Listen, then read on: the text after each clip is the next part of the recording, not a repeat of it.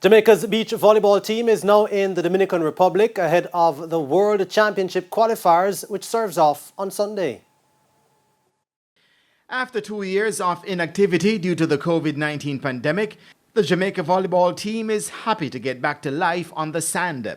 Despite just having a few sessions ahead of the championship, Coach O'Neil Ibanks is expecting their participation to bear fruits and serve as an inspiration for other players on the island.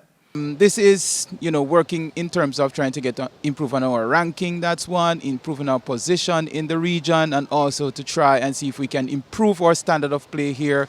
It will be a learning experience for us. We'll be up against the top teams within this region, so it's not going to be a walk in the park. It's not going to be an easy road. But the important thing is that we got an opportunity, and we're going to grab this opportunity and make the best of it. The Jamaicans are drawn in Group A alongside Canada, Guatemala, Puerto Rico, El Salvador, and Curacao.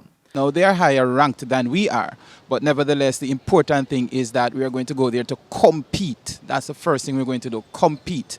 And if we compete and compete well, I know that we'll have some positive results. Petal Smith and Shauna Kelly are the two players who will be on the sand for Jamaica. Kelly is based in the United States and will join the team in the Dominican Republic, while Smith departed Jamaica on Friday along with Ibanks. We've been trying our best to see how best we can get to understand each other, seeing that we're playing for the first time. So we will be hoping to put all that we have put in training into practice in the competition.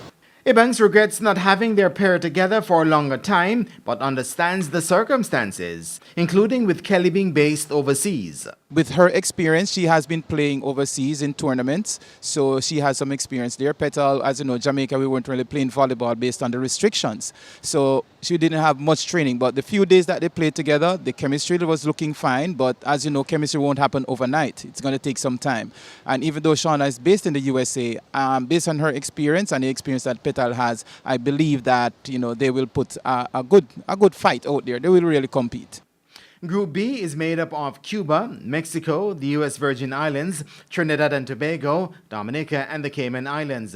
The top two teams from each group will compete at this year's World Championship, which will take place in Rome from June 7 to 9.